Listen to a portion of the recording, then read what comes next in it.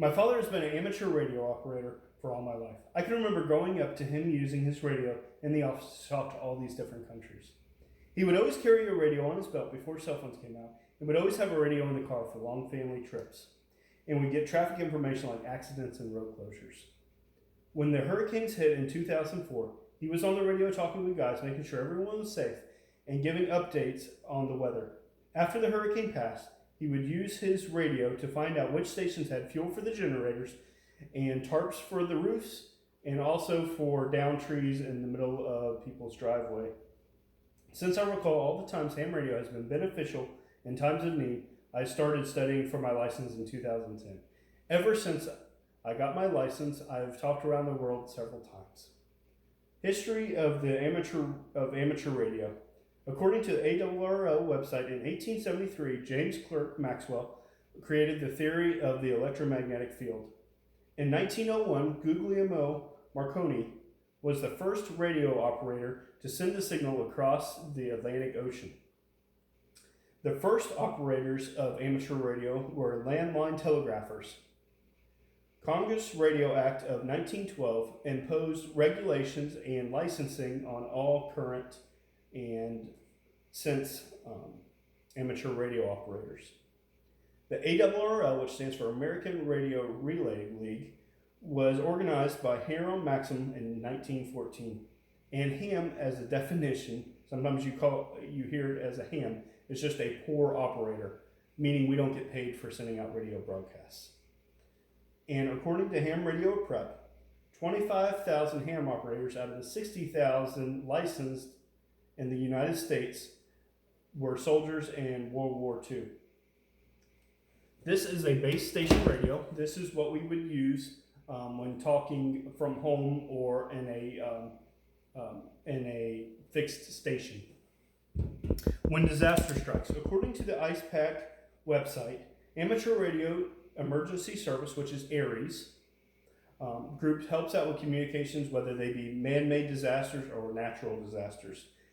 We also have a group called Skywarn operators during severe weather like tornadoes, hurricanes, they get activated. Also, local ham operators also man shelters in times of need during the hurricanes specifically. And also ham operators supply communications between our local EOC, Emergency Operations Center, and the state government to let them know what we did in our certain county. Local hams also have emergency nets about once a week, and we just practice talking back and forth to make sure we stay up on radio. Also, we have a field day, which is once a year, and we practice going out into the field, and we practice using our radios in remote locations. Also, we help with disasters after the disaster strikes for community needs, whether a family member needs to get in contact with somebody out of state. This is a mobile radio. This is something that we would use when we're portable or we're on the road in a vehicle. Now, amateur radio in the modern world.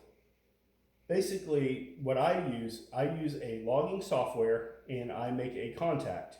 With that logging software, I use a database that's called DX Spotting.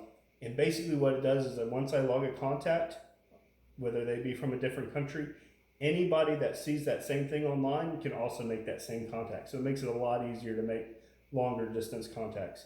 Also, according to the Live Science website, digital modes are a type of radio telegraph.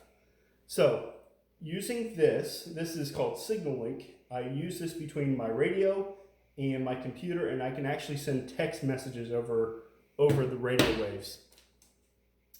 And also I use a function on my radios, which is digital noise reduction. It makes it a clear transmission for hearing further away operators.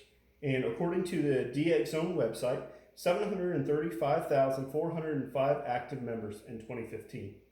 Through the history of amateur radio, when disaster strikes, an amateur radio with modern technology and ham radio is a vital tool in communication, times of need, and just for all around fun hobby.